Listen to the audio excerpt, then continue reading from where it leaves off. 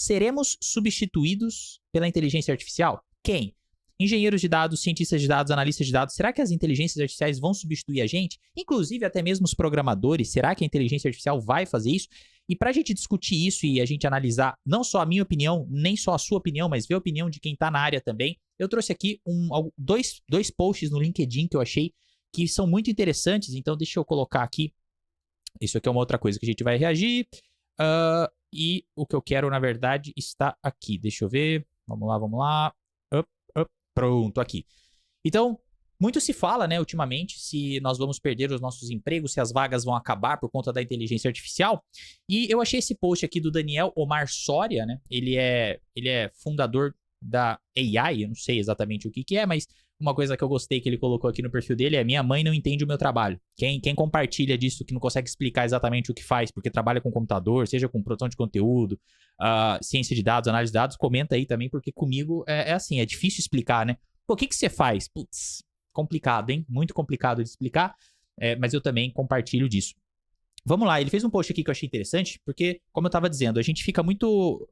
O analista de dados, o cientista de dados, a pessoa que trabalha com dados no geral, fica muito preocupada, né, com as inteligências artificiais estão vindo e será que isso vai roubar o meu trabalho e tudo mais. E aí ele fez aqui ele fez um post que eu achei interessante, né, reflexão, sobre o que foi acontecendo nas décadas, né. Então ele colocou aqui que em 1970, com o SQL, os usuários não técnicos, ou seja, aquelas pessoas que não estudavam a ciência da computação, propriamente dito, essas pessoas, elas poderiam criar aplicações. Usuários não técnicos, então, seriam, com o advento do SQL, capazes de criar aplicações.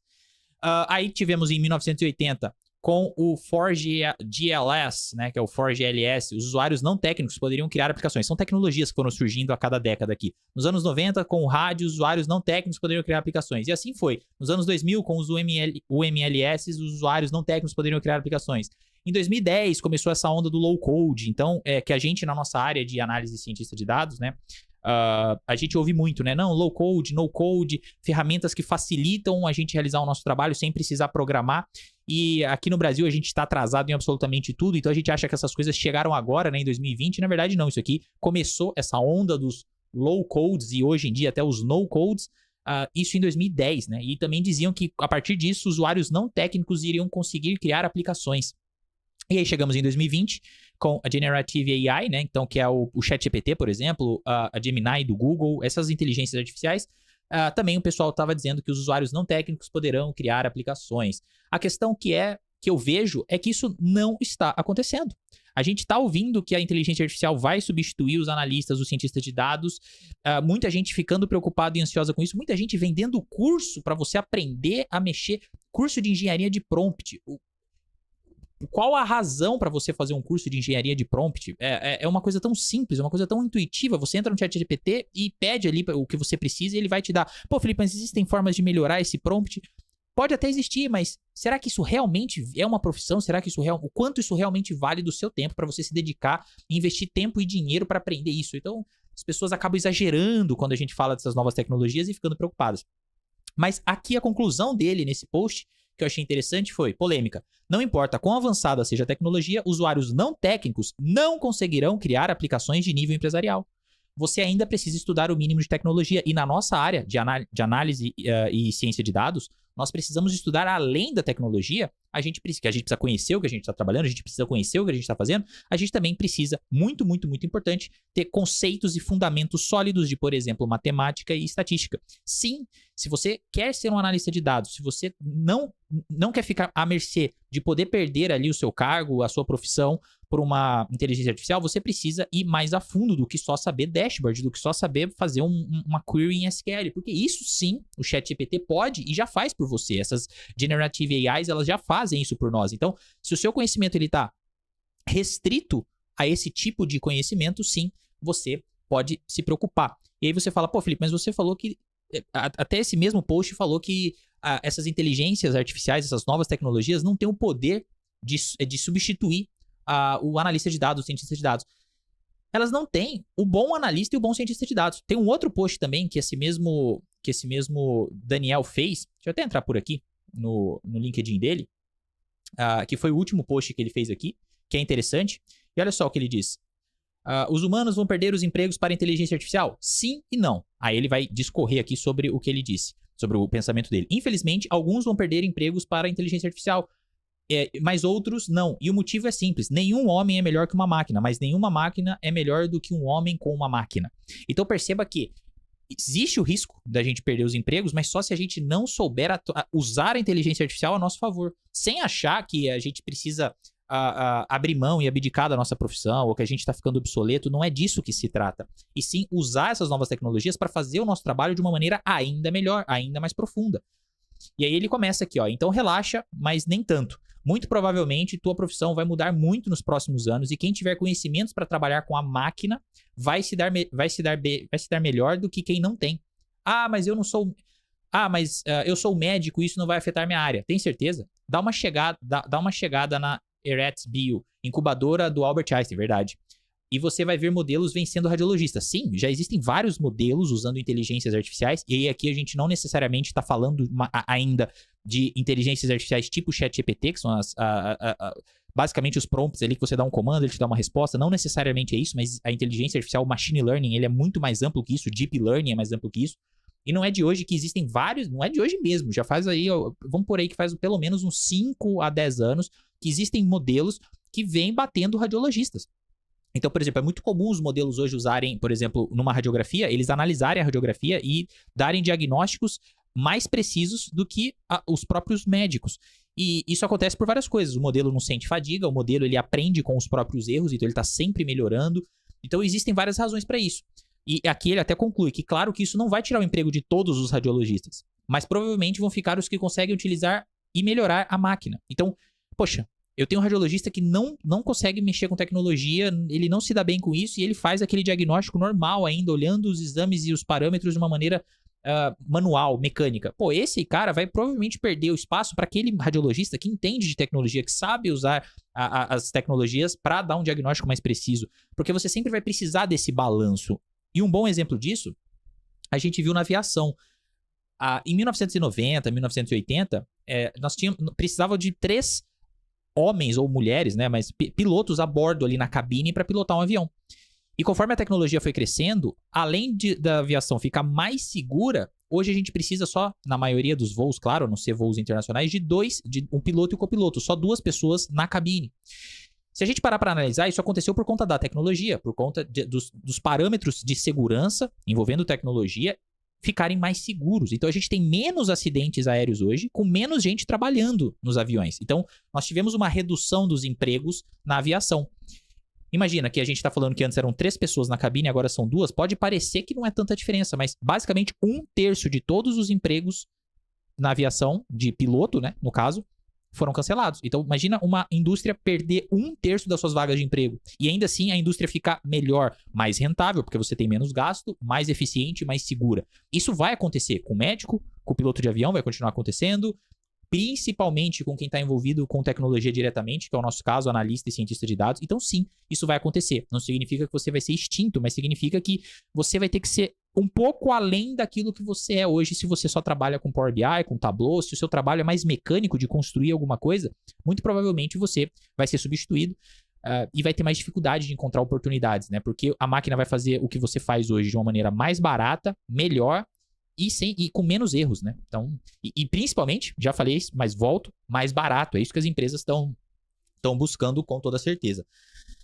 Mas, enfim, vamos lá. Advogado, dentista, inteligência de mercado, RH, desenvolvimento de produto. Com certeza, alguma atividade do teu trabalho vai mudar e, de novo, quem tiver mais domínio de extrair o melhor e utilizar a máquina vai crescer. Então, eu preciso virar programador? Não é para tanto, mas você precisa deixar de ter essa aversão a código. Perfeito, isso é uma verdade. Quanto mais você entender como as coisas funcionam, não necessariamente virar um programador, a gente está falando de análise e ciência de dados, mas quanto mais você entender como as coisas funcionam, você consegue extrair melhor daquilo. Otimizar o seu próprio tempo, otimizar o seu próprio trabalho, de maneira que você possa colocar aquilo que é o seu diferencial de uma máquina, por exemplo, para fazer. Então, se você é uma pessoa que entende de negócios, você é uma pessoa que tem uma boa comunicação, você pode deixar, por exemplo, para fazer um dashboard, um trabalho mais manual, para a inteligência artificial fazer. E aquele trabalho que depende muito de você parar, pensar, envolver a solução criativa, pensar mesmo num problema, entender como que a sua empresa funciona, isso você vai ser melhor do que uma inteligência artificial, pelo menos aí para os próximos 10 anos, né? O negócio vem melhorando tanto que a gente não sabe como vai ser no futuro, mas ao invés de ficar se preocupando com isso, a gente tem que se preocupar em como eu posso fazer o meu trabalho melhor agora. Se eu for mais eficiente, eu estou fazendo o meu trabalho de uma maneira melhor. Se eu gerar mais resultado, eu também estou fazendo. Mas a gente só vai conseguir fazer isso se nós conseguirmos colocar a nossa... Se nós conseguirmos colocar a nossa inteligência que vai além de uma inteligência de mecânica, manual, de fazer e construir as coisas. Então, ele continua aqui. Não é para tanto, né? Mas você saber o que é uma API, o que faz um modelo de inteligência artificial, isso na área de dados é fundamental. Se você não sabe isso, sinto muito, não tem muito o que fazer aí. Você precisa entender como funciona o modelo de inteligência artificial. Você não precisa construir, você não precisa ser um engenheiro de machine learning, mas você precisa sim entender o que faz um modelo de inteligência artificial. Desenvolver um modelo, um robozinho, mesmo que seja uma plataforma low-code, tipo SPPE, aqui ele tá falando mais, no caso de...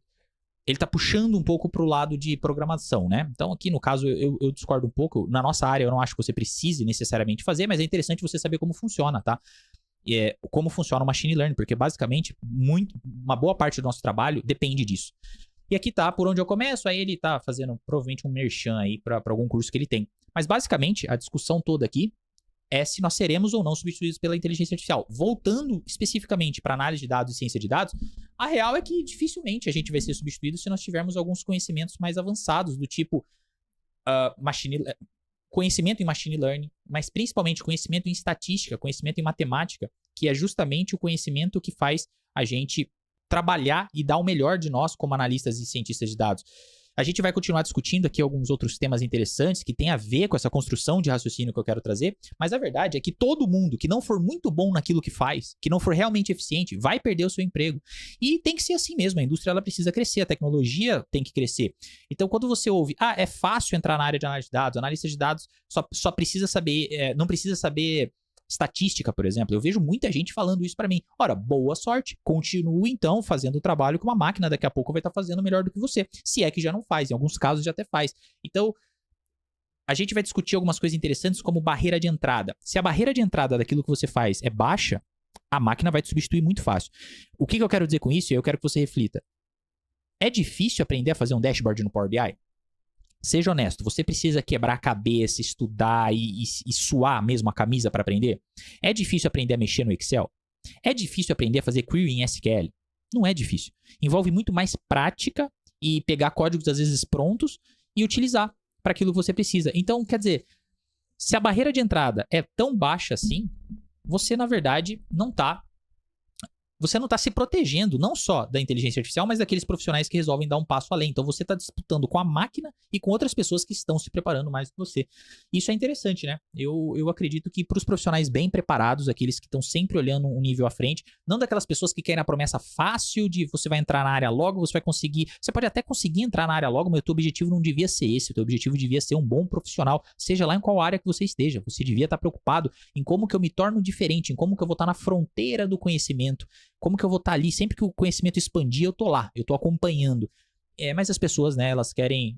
As pessoas, elas praticamente estão pedindo, principalmente na internet, qual que é o mínimo que eu preciso saber para conseguir tal coisa. E se você tá sempre buscando o mínimo que você precisa saber para conquistar tal coisa, as chances são que você nem vai conquistar essa coisa e também que se você conquistar essas coisas, você vai perder, né, ou ser substituído muito facilmente. Então, tá aí, essa reflexão, eu concordo com ele. Não é porque as inteligências artificiais estão melhorando, não é porque as coisas estão acontecendo que você vai se limitar no seu conhecimento, que você vai ficar parado achando que você não tem o que fazer. Se você fica parado, a onda vai te levar de qualquer forma mesmo. Mas se você está sempre se atualizando, você faz parte da onda. São coisas um pouco diferentes. E sim, não vai ser a inteligência artificial que vai fazer usuários comuns a terem aplicações a nível empresarial. Você vai ter, sim, que entender sobre negócio, sobre matemática, estatística. Você vai ter que dar um passo além.